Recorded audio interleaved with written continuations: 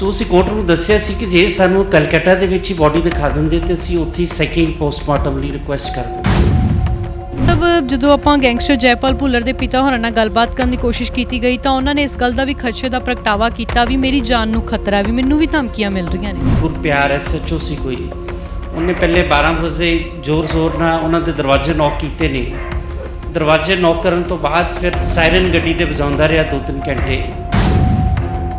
ਕਹਿੰਦੇ ਨੇ ਸਾਨੂੰ ਡਰ ਹੈ ਕਿ ਮੇਰੇ ਸਪੋਰਟਰਸ ਜਿਹੜੇ ਮੇਰੇ ਮਦਦ ਕਰ ਰਹੇ ਆ ਉਹਨਾਂ ਤੇ ਵੀ ਇਹ ਝੂਠੀ FIR ਕਰ ਸਕਦੇ ਨੇ, ਮੇਰੇ ਤੇ ਵੀ ਕਰ ਸਕਦੇ ਨੇ, ਮੈਨੂੰ ਵੀ ਮਰਵਾ ਵੀ ਸਕਦੇ ਨੇ। ਤਾਂ ਉਹਨਾਂ ਨੇ ਬਹੁਤ ਕਲੀਅਰ ਕਿਹਾ ਸੀ। ਪਰਿਵਾਰ ਦਾ ਇਹ ਵੀ ਤਾਂ ਖਦਸ਼ਾ ਨਹੀਂ ਹੈ ਕਿ ਕਿਤੇ ਨਾ ਕਿਤੇ ਹੁਣ ਮੈਡੀਕਲ ਰਿਪੋਰਟ ਪੋਸਟਮਾਰਟਮ ਹੋਏਗਾ ਉਸ ਦੇ ਵਿੱਚ ਵੀ ਹੇਰ-ਫੇਰ ਕੀਤਾ ਜਾ ਸਕਦਾ ਹੈ। ਇਹ ਤਾਂ ਜਦੋਂ ਰਿਪੋਰਟ ਆਉਂਦੀ ਹੈ ਫਿਰ ਹੀ ਕੁਝ ਕਿਹਾ ਜਾ ਸਕਦਾ, ਉਸ ਤੋਂ ਪਹਿਲੇ ਕਮੈਂਟ ਕਰਨਾ ਤਾਂ ਵਾਜਬ ਨਹੀਂ ਹੋਵੇਗਾ। ਹਮਦਰਦ TV ਦੇਖਣ ਵਾਲੇ ਸਾਰੇ ਦਰਸ਼ਕਾਂ ਦਾ ਸਵਾਗਤ ਹੈ। ਮੈਂ ਤੁਹਾਡੇ ਨਾਲ ਨਵਦੀਪ ਕੌਰ। ਤਾਂ ਗੈਂਗਸਟਰ ਜੈਪਾਲ ਭੁੱਲਰ ਦੀ ਪੋਸਟਮਾਰਟਮ ਦੀ ਰਿਪੋਰਟ ਨੂੰ ਲੈ ਕੇ ਇੱਕ ਵੱਡੀ ਕਾਮਯਾਬੀ ਪਰਿਵਾਰ ਦੇ ਹੱਥ ਲੱਗੀ ਹੈ। ਅੱਜ ਹਾਈ ਕੋਰਟ ਦੇ ਵਿੱਚ ਦੁਬਾਰਾ ਸੁਣਵਾਈ ਹੋਈ ਹੈ। ਸੁਣਵਾਈ ਦੇ ਦਰਮਿਆਨ ਹਾਈ ਕੋਰਟ ਨੇ ਨਿਰਦੇਸ਼ ਦੇ ਦਿੱਤੇ ਨੇ ਲਾਸ਼ ਦਾ ਪੋਸਟਮਾਰਟਮ ਕਰਵਾਉਣ ਦੇ। ਤਾਂ ਸਾਡੇ ਨਾਲ ਐਡਵੋਕੇਟ ਸਿਮਰਨਜੀਤ ਸਿੰਘ ਜੀ ਜੁੜੇ ਨੇ, ਉਹਨਾਂ ਤੋਂ ਜਾਣਦੇ ਹਾਂ ਕਿ ਅੱਜ ਹਾਈ ਕੋਰਟ ਦੀ ਕਾਰਵਾਈ ਦੇ ਵਿੱਚ ਸੁਣਵਾਈ ਦੇ ਵਿੱਚ ਕੀ ਕੁਝ ਖਾਸ ਰਿਹਾ ਹੈ। ਤਾਂ ਐਡਵੋਕੇਟ ਜੀ, ਅੱਜ ਕੀ ਕੁਝ ਖਾਸ ਰਿਹਾ ਹਾਈ ਕੋਰਟ ਦੇ ਵਿੱਚ, ਕਿਸ ਤਰ੍ਹਾਂ ਦੀ ਸੁਣਵਾਈ ਹੋਈ ਹੈ? ਅਸੀਂ ਕੁਝ ਦਿਨ ਪਹਿਲੇ ਹੀ ਰਿਟ ਫਾਈਲ ਕੀਤੀ ਸੀ ਹਾਈ ਕੋਰਟ ਦੇ ਵਿੱਚ ਪਟੀਸ਼ਨ। ਉਹ 'ਚ ਅਸੀਂ ਬੜੀ ਪ੍ਰਸਾਈਜ਼ ਤੇ ਪਟੀਸ਼ਨ ਸੀ ਜਿਹਦੇ ਵਿੱਚ ਅਸੀਂ ਕਿਹਾ ਸੀ ਕਿ ਸਾਡਾ ਡੈਡ ਬੋਡੀ ਦਾ ਸੈਕਿੰਡ ਪੋਸਟਮਾਰਟਮ ਹੋਣਾ ਚਾਹੀਦਾ ਹੈ। ਉਹਦੇ ਵਿੱਚ ਅਸੀਂ ਗਰਾਊਂਡਸ ਲਿਖੀਆਂ ਸੀ ਕਿ ਆਹ ਟਾਰਚਰ ਦੀਆਂ ਫੋਟੋਗ੍ਰਾਫਸ ਨੇ, ਇਹ ਵੀਡੀਓਜ਼ ਨੇ ਜਿਹੜੀਆਂ ਕਲੀਅਰ ਰਿਫਲੈਕਟ ਕਰਦੀਆਂ ਨੇ ਕਿ ਟਾਰਚਰ ਮੈਟਰ ਹੈ। ਔਰ ਥਰਡ ਵਨ ਅਸੀਂ ਕਿਹਾ ਸੀ ਕਿ ਪੰਜਾਬ ਪੁਲਿਸ ਜਿਹੜੀ ਹੈ ਪੰਜਾਬ ਦੇ ਵਿੱਚ ਮੈਡੀਕਲ ਬੋਰਡ ਨੂੰ ਆਪ ਦੀ ਮਰਜ਼ੀ ਦੇ ਮੁਤਾਬਕ ਮੈਨੇਜ ਕਰ ਸਕਦੀ ਹੈ। ਸੋ ਸਾਡਾ ਜਿਹੜਾ ਸੈਕਿੰਡ ਪੋਸਟਮਾਰਟਮ ਹੈਗਾ ਉਹ ਇਧਰ PGI ਔਰ ਏਮਸ ਤੋਂ ਹੋਣਾ ਚਾਹੀਦਾ ਹੈ। ਫਿਰ ਅਸੀਂ ਕੋਰਟ ਨੂੰ ਜਦੋਂ ਫਸਟ ਪਟੀਸ਼ਨ ਦੀ ਸੁਣਵਾਈ ਹੋਈ ਸੀ ਅਸੀਂ ਦੱਸਿਆ ਸੀ ਕਿ 9 ਨੂੰ ਐਨਕਾਊਂਟਰ ਹੁੰਦਾ ਹੈ, 10 ਨੂੰ ਫੈਮਿਲੀ ਕਲਕੱਤਾ ਪਹੁੰਚਦੀ ਹੈ, 12 ਨੂੰ ਇਹ ਸਾਨੂੰ 11 ਵਜੇ ਉੱਥੇ ਕਹਿੰਦੇ ਨੇ ਕਿ ਤੁਹਾਡੇ ਮੁੰਡੇ ਦੀ ਬੁਲਟ ਇੰਜਰੀਜ਼ ਨਾਲੇ ਮੌਤ ਹੋ ਗਈ ਹੈ, ਤੁਸੀਂ ਹੁਣ ਅਸੀਂ ਇਹਦਾ ਪੋਸਟਮਾਰਟਮ ਕਰ ਦਿੱਤਾ ਹੈ, ਤੁਸੀਂ 17,000 ਰੁਪਏ ਜਮ੍ਹਾਂ ਕਰਾਓ ਅਤੇ ਬੋਡੀ ਨੂੰ ਅਸੀਂ ਕੈਮੀਕਲ ਨਾਲ ਰੈਪ ਕਰ ਦਿੱਤਾ ਹੈ, ਕੋਵਿਡ ਕਰਕੇ ਤੁਸੀਂ ਖੋਲ੍ਹਣਾ ਨਹੀਂ ਹੈ। 12 ਨੂੰ ਪੰਜਾਬ ਪੁਲਿਸ ਜਿਹੜੀ ਹੈ ਕਲਕੱਤਾ ਏਅਰਪੋਰਟ ਤੋਂ ਸਿੱਧਾ ਚੰਡੀਗੜ੍ਹ ਏਅਰਪੋਰਟ ਲੈ ਕੇ ਆਉਂਦੀ ਹੈ, ਚੰਡੀਗੜ੍ਹ ਤੋਂ ਫਿਰੋਜ਼ਪੁਰ ਚਲੇ ਜਾਂਦੇ ਹੈ। ਸੋ ਅਸੀਂ ਕੋਰਟ ਨੂੰ ਦੱਸਿਆ ਸੀ ਕਿ ਜੇ ਸਾਨੂੰ ਕਲਕੱਤਾ ਦੇ ਵਿੱਚ ਹੀ ਬੋਡੀ ਦਿਖਾ ਦਿੰਦੇ ਤਾਂ ਅਸੀਂ ਉੱਥੇ ਸੈਕਿੰਡ ਪੋਸਟਮਾਰਟਮ ਲਈ ਰਿਕੁਐਸਟ ਕਰ ਦਿੰਦੇ। ਸੈਕਿੰਡ ਵਨ ਜਿਹੜੀ ਕੌਨਸਪੀਰੇਸੀ ਸੀ ਜੈਪਾਲ ਨੂੰ ਮਾਰਨ ਦੀ, ਉਹ ਹੈਚ ਹੋਈ ਸੀ ਪੰਜਾਬ ਤੋਂ, ਹੈ ਨਾ।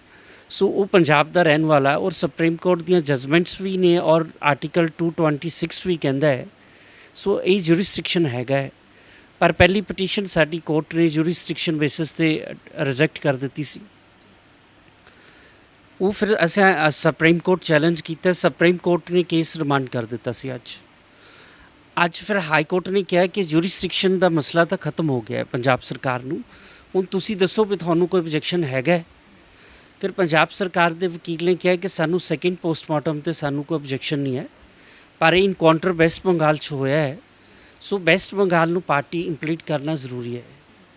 ਉਸ ਤੋਂ ਬਾਅਦ ਕੋਰਟ ਨੇ ਪਾਸ ਓਵਰ ਕਰਕੇ ਮੈਟਰ ਨੂੰ ਵੈਸਟ ਬੰਗਾਲ ਨੂੰ ਕਾਲ ਕਰਨ ਦੀ ਕੋਸ਼ਿਸ਼ ਕੀਤੀ ਹੈ, ਪਰ ਵੈਸਟ ਬੰਗਾਲ ਦਾ ਕਹਿਣਾ ਸੀ ਕਿ ਜਦੋਂ ਤੱਕ ਹਾਈ ਕੋਰਟ ਸਾਨੂੰ ਰਿਟਨ ਆਰਡਰਸ ਨਹੀਂ ਕਰੇਗੀ ਅਸੀਂ ਪੇਸ਼ ਨਹੀਂ ਹੋਣਾ ਹੈ। ਫਿਰ ਜੱਜ ਸਾਹਿਬ ਦਾ ਇਹ ਸੀ ਕਿ ਕਿਉਂਕਿ ਬੜੀ ਗ੍ਰੇਵ ਸਿਚੁਏਸ਼ਨ ਹੈਗੀ ਹੈ, 12 ਦਿਨਾਂ ਤੋਂ ਡੈਡ ਬੋਡੀ ਲਾਈ ਕਰ ਰਹੀ ਹੈ, ਸੋ ਇਨ ਦਾ ਇੰਟਰਸਟ ਆਫ ਜਸਟਿਸ ਅਸੀਂ ਸੈਕਿੰਡ ਪੋਸਟਮਾਰਟਮ ਮਾਰਕ ਕਰਦੇ ਹਾਂ। ਇਹਦੇ ਵਿੱਚ ਅਸੀਂ ਮੈਰਿਟਸ ਨੂੰ ਡਿਸਕਸ ਨਹੀਂ ਕਰਾਂਗੇ ਕੇਸ ਦੀ ਨੂੰ ਕਿ ਵੈਦਰ ਇਨਕਾਊਂਟਰ ਹੈਗਾ ਕਿ ਫੇਕ ਇਨਕਾਊਂਟਰ ਹੈਗਾ ਕਿ ਜੈਨੂਨ ਹੈਗਾ। ਸੋ ਕੋਰਟ ਨੇ ਆਰਡਰ ਕਰ ਦਿੱਤਾ ਹੈ ਕਿ PGI ਇੱਕ ਮੈਡੀਕਲ ਬੋਰਡ ਕੌਂਸਟੀਟਿਊਟ ਕਰੂਗੀ, ਸਵੇਰੇ 10 ਵਜੇ ਫੈਮਿਲੀ ਡੈਡ ਬੋਡੀ ਨੂੰ ਇੱਥੇ ਲੈ ਕੇ ਆਏਗੀ ਮੋਰਚਰੀ 'ਚ, ਉਹਦਾ ਪੋਸਟਮਾਰਟਮ ਹੋਏਗਾ। ਕੋਰਟ ਦੀ ਅਬਜ਼ਰਵੇਸ਼ਨ ਹੈ ਕਿ ਅਗਰ ਪੋਸਟਮਾਰਟਮ ਕੈਲਕੱਤਾ ਨਾਲ ਮੈਚ ਕਰ ਜਾਂਦਾ ਹੈ ਫਿਰ ਤਾਂ ਕੇਸ ਹੀ ਮੁੱਕ ਜਾਊਗਾ। ਜਿਹੜੇ ਸਾਡੇ ਐਲੀਗੇਸ਼ਨਸ ਨੇ, ਜੇ ਕੋਈ ਪੋਸਟਮਾਰਟਮ 'ਚ ਕੋਈ ਨਵੀਂ ਗੱਲ ਟਾਰਚਰ ਦੀ ਆ ਜਾਂਦੀ ਹੈ ਫਿਰ ਫੈਮਿਲੀ ਕੋਲੇ ਫੁੱਲੀ ਅਲਟਰਨੇਟ ਰੈਮਡੀ ਹੈਗੀ ਹੈ, ਉਹ ਦੋਸ਼ੀਆਂ ਦੇ ਖਿਲਾਫ ਆਪ ਦੀ ਕਾਰਵਾਈ ਕਰ ਸਕਦੀ ਹੈ। ਤੇ ਹੁਣ ਜੋ ਕੱਲ੍ਹ ਨੂੰ ਡੈੱਡ ਬੋਡੀ ਚੰਡੀਗੜ੍ਹ ਲੈ ਕੇ ਆਉਣੀ ਆ ਤਾਂ ਉਸ ਸਮੇਂ ਪਰਿਵਾਰ ਲੈ ਕੇ ਆਉਣਗੇ ਜਾਂ ਪੰਜਾਬ ਪੁਲਿਸ ਦੇ ਮੁਲਾਜ਼ਮ ਡੈੱਡ ਬੋਡੀ ਨੂੰ ਇੱਥੇ ਲੈ ਕੇ ਆਉਣਗੇ? ਇੱਕੋ ਫੈਮਿਲੀ ਦੀ ਐਪਰੀਹੈਂਸ਼ਨ ਹੈਗੀ ਹੈ ਕਿ ਪੁਲਿਸ ਬੋਡੀ ਨਾਲ ਕੋਈ ਟੈਂਪਰਿੰਗ ਨਾ ਕਰੇ, ਸੋ ਉਹ ਕਹਿੰਦੇ ਕਿ ਬੋਡੀ ਅਸੀਂ ਆਪ ਲੈ ਕੇ ਆਵਾਂਗੇ, ਜਿਹੜੀ ਪ੍ਰੋਟੈਕਸ਼ਨ ਹੈ ਉਹ ਪੁਲਿਸ ਦੇ ਸਾਨੂੰ। ਸੋ ਕੱਲ੍ਹ ਪੁਲਿਸ ਪ੍ਰੋਟੈਕਸ਼ਨ ਵਿੱਚ ਫੈਮਿਲੀ ਜਿਹੜੀ ਹੈ ਡੈੱਡ ਬੋਡੀ ਨੂੰ ਇੱਥੇ ਲੈ ਕੇ ਆਏਗੀ ਜੀ। ਵਕੀਲ ਸਾਹਿਬ, ਇਹ ਕਿਤੇ ਨਾ ਕਿਤੇ ਆਪਾਂ ਇਹ ਕਹਿ ਸਕਦੇ ਹਾਂ ਵੀ ਸੁਪਰੀਮ ਕੋਰਟ ਦੇ ਦਖਲ ਤੋਂ ਬਾਅਦ ਹੀ ਅੱਜ ਪਰਿਵਾਰ ਦੇ ਹੱਥੇ ਕਾਮਯਾਬੀ ਲੱਗੀ, ਕਿਉਂਕਿ ਪਹਿਲੀ ਪਟੀਸ਼ਨ ਤਾਂ ਸਾਫ਼ ਤੌਰ ਤੇ ਹਾਈ ਕੋਰਟ ਨੇ ਖਾਰਿਜ ਹੀ ਕਰ ਦਿੱਤੀ ਸੀ। ਉਹਦੇ ਵਿੱਚ ਇਹ ਸੀ ਕਿ ਆਨਰੇਬਲ ਕੋਰਟ ਜਿਹੜੇ ਕੰਸਰਨ ਜੱਜ ਸੀ ਉਹਨਾਂ ਨੇ ਬੜਾ ਹਰੀਡਲੀ ਵਿਦਆਊਟ ਉਹ ਸਾਰੇ ਐਸਪੈਕਟਸ ਨੂੰ ਦੇਖਣ ਤੋਂ ਬਿਨਾਂ ਹੈ ਨਾ, ਉਹ ਜਿਹੜਾ ਸੀ ਬੜੀ ਕਾਲੀ ਕਾਲੀ 'ਚ ਇਹ ਨਹੀਂ ਦੇਖਿਆ ਕਿ ਸੈਂਸਿਟਿਵ ਮੈਟਰ ਹੈ, it's human rights violation involve ਹੈ, ਇਸੇ ਕਰਕੇ ਸੁਪਰੀਮ ਕੋਰਟ ਨੇ ਉਹਨੂੰ ਰਿਮਾਂਡ ਕਰ ਦਿੱਤਾ ਸੀ। ਤੇ ਹੁਣ ਇਸ ਮਾਮਲੇ ਵਿੱਚ ਹੁਣ ਜੇਕਰ ਇਹ ਪੋਸਟਮਾਰਟਮ ਦੀ ਰਿਪੋਰਟ ਹੱਕ ਦੇ ਵਿੱਚ ਆ ਜਾਂਦੀ ਹੈ, ਯਾਨੀ ਕਿ ਜਿਸ ਤਰ੍ਹਾਂ ਕਿ ਪਰਿਵਾਰ ਐਲੀਗੇਸ਼ਨ ਲਗਾ ਰਿਹਾ ਹੈ ਵੀ ਟੌਰਚਰ ਕੀਤਾ ਗਿਆ, ਤਾਂ ਉਸ ਤੋਂ ਬਾਅਦ ਪਰਿਵਾਰ ਦਾ ਐਕਸ਼ਨ ਕੀ ਹੋਵੇਗਾ? ਦੇਖੋ, ਇਹ ਕੁਐਸਚਨ ਕੋਈ ਖੁਸ਼ੀ ਵਾਲੀ ਗੱਲ ਨਹੀਂ ਹੈਗੀ। ਯੰਗ ਬੇਟਾ ਸੀ, ਇਹ ਪੁਲਿਸ ਆਫੀਸਰ ਇੰਸਪੈਕਟਰ ਹੈਗਾ ਜਿਹਦਾ ਮੁੰਡਾ ਸੀ, ਇਹ ਬੜਾ ਅੱਛਾ ਸਪੋਰਟਸ ਪਰਸਨ ਸੀ। ਸੋ ਹੁਣ ਤਾਂ ਇਹ ਹੈਗਾ ਕਿ ਪੋਸਟਮਾਰਟਮ ਰਿਪੋਰਟ ਇਮਾਨਦਾਰੀ ਨਾਲ ਸਹੀ ਆ ਜਾਏ, ਸੋ ਜਿਹੜੇ ਫੈਮਿਲੀ ਹੈ ਉਹਨੂੰ ਜਸਟਿਸ ਮਿਲ ਜਾਏ, ਹੈ ਨਾ। ਕਿਉਂਕਿ ਬੀਇੰਗ ਲਾਇਰ ਅਸੀਂ ਅੱਜ ਕੋਰਟ ਨੂੰ ਬੈਲਿਸਟਿਕ ਐਕਸਪਰਟਸ ਦੀਆਂ ਰਿਪੋਰਟਸ ਵੀ ਦਿੱਤੀਆਂ ਨੇ ਜਿਹੜੀ ਬਹੁਤ ਕਲੀਅਰ ਕਰਦੀਆਂ ਨੇ ਕਿ ਇਹ ਜਿਹੜੀਆਂ ਫੋਟੋਗ੍ਰਾਫਸ ਨੇ ਟੌਰਚਰ ਮੈਟਰ ਹੈਗਾ ਹੈ ਨਾ। ਸੋ ਇਹ ਜਿਹੜਾ ਇਹਨਾਂ ਨੇ ਨੇੜਿਓਂ ਜਾ ਕੇ ਉਹਨੂੰ ਸ਼ੂਟ ਕੀਤਾ ਹੈ, ਇਨਕਾਊਂਟਰ ਤੋਂ ਹੁੰਦਾ ਜਿਹੜਾ ਦੂਰੋਂ ਇੱਕ ਦੂਜੇ 'ਚ ਮੁਕਾਬਲਾ ਹੁੰਦਾ ਹੈ, ਇਹ ਕੋਈ ਮੁਕਾਬਲਾ ਨਹੀਂ ਸੀ, ਉਹਨੂੰ ਫੜਿਆ ਤੇ ਫਿਰ ਇਹਨਾਂ ਨੇ ਮਾਰਿਆ ਹੈ। ਯਾਨੀ ਕਿ ਆਪਾਂ ਇਹ ਕਹਿ ਸਕਦੇ ਹਾਂ ਵੀ ਫੇਕ ਐਨਕਾਊਂਟਰ ਹੋ ਸਕਦਾ ਹੈ। ਇਹ ਤਾਂ ਹੁਣ ਰਿਪੋਰਟਸ ਆਉਣ ਤੋਂ ਬਾਅਦ ਕਲੀਅਰ ਹੋ ਜਾਣਾ ਹੈ, ਵੈਸੇ ਤਾਂ ਨਜ਼ਰ ਆ ਹੀ ਰਿਹਾ ਫੇਕ ਹੈਗਾ ਜੀ। ਤਾਂ ਪੰਜਾਬ ਸਰਕਾਰ ਦੇ ਵਕੀਲ ਜੋ ਸਨ ਉਹਨਾਂ ਦੇ ਵੱਲੋਂ ਕੀ ਦਲੀਲਾਂ ਰੱਖੀਆਂ ਗਈਆਂ ਕਿ ਇਹ ਪੋਸਟਮਾਰਟਮ ਕਰਵਾਉਣ ਤੋਂ ਇਨਕਾਰ ਕਿਉਂ ਕਰ ਰਹੇ ਸਨ? ਉਹ ਨਹੀਂ, ਅੱਜ ਤਾਂ ਉਹਨਾਂ ਨੇ ਕਿਹਾ ਜੀ ਸਾਨੂੰ ਕੋਈ ਆਬਜੈਕਸ਼ਨ ਨਹੀਂ ਹੈਗਾ, ਬਸ ਉਹ ਹੀ ਆਬਜੈਕਸ਼ਨ ਕਰ ਰਹੇ ਸੀ ਵੀ ਇਹ ਇਨਕਾਊਂਟਰ ਅਸੀਂ ਨਹੀਂ ਕੀਤਾ, ਵੈਸਟ ਬੰਗਾਲ ਪੁਲਿਸ ਨੇ ਕੀਤਾ ਹੈ। ਵੈਸਟ ਬੰਗਾਲ ਪੁਲਿਸ ਕਹਿੰਦੀ ਹੈ ਕਿ ਇਨਕਾਊਂਟਰ ਅਸੀਂ ਨਹੀਂ ਕੀਤਾ, ਪੰਜਾਬ ਪੁਲਿਸ ਨੇ ਕੀਤਾ। ਇਹ ਤਾਂ ਹੁਣ ਜਦੋਂ ਕੋਈ CBI ਵਰਗੀ ਏਜੰਸੀ ਇਨਵੈਸਟੀਗੇਟ ਕਰੂਗੀ ਫਿਰ ਹੀ ਸਾਰਾ ਸੱਚ ਸਾਹਮਣੇ ਆਊਗਾ। ਵਕੀਲ ਸਾਹਿਬ, ਜਦੋਂ ਆਪਾਂ ਗੈਂਗਸਟਰ ਜੈਪਾਲ ਭੁੱਲਰ ਦੇ ਪਿਤਾ ਹੋਰਾਂ ਨਾਲ ਗੱਲਬਾਤ ਕਰਨ ਦੀ ਕੋਸ਼ਿਸ਼ ਕੀਤੀ ਗਈ ਤਾਂ ਉਹਨਾਂ ਨੇ ਇਸ ਗੱਲ ਦਾ ਵੀ ਖਦਸ਼ੇ ਦਾ ਪ੍ਰਗਟਾਵਾ ਕੀਤਾ ਵੀ ਮੇਰੀ ਜਾਨ ਨੂੰ ਖਤਰਾ, ਵੀ ਮੈਨੂੰ ਵੀ ਧਮਕੀਆਂ ਮਿਲ ਰਹੀਆਂ ਨੇ। ਹਾਂ, ਉਹਨਾਂ ਨੇ ਬੜਾ ਖੁੱਲ੍ਹ ਕੇ ਕਿਹਾ ਹੈ ਕਿ ਜਿਸ ਦਿਨ ਮੇਰੇ ਕੋਲ 15 ਨੂੰ ਹਾਈ ਕੋਰਟ ਆਏ ਨੇ, ਰਾਤ ਨੂੰ ਇੱਕ ਗੁਰਪਿਆਰ SHO ਸੀ ਕੋਈ, ਉਹਨੇ ਪਹਿਲੇ 12 ਵਜੇ ਜ਼ੋਰ ਨਾਲ ਉਹਨਾਂ ਦੇ ਦਰਵਾਜ਼ੇ ਨੌਕ ਕੀਤੇ ਨੇ। ਦਰਵਾਜ਼ੇ ਨੌਕ ਕਰਨ ਤੋਂ ਬਾਅਦ ਫਿਰ ਸਾਇਰਨ ਗੱਡੀ ਦੇ ਵਜਾਉਂਦਾ ਰਿਹਾ 2-3 ਘੰਟੇ। ਫਿਰ ਜਦੋਂ ਸਵੇਰੇ ਆਉਣਾ ਸੀ, 4 ਗੱਡੀਆਂ ਦੇ ਵਿੱਚ ਸਿਵਲ ਕੱਪੜਿਆਂ ਦੇ ਵਿੱਚ ਪੁਲਿਸ ਨੇ ਇਹਨਾਂ ਨੂੰ ਫੋਲੋ ਕੀਤਾ ਹੈ।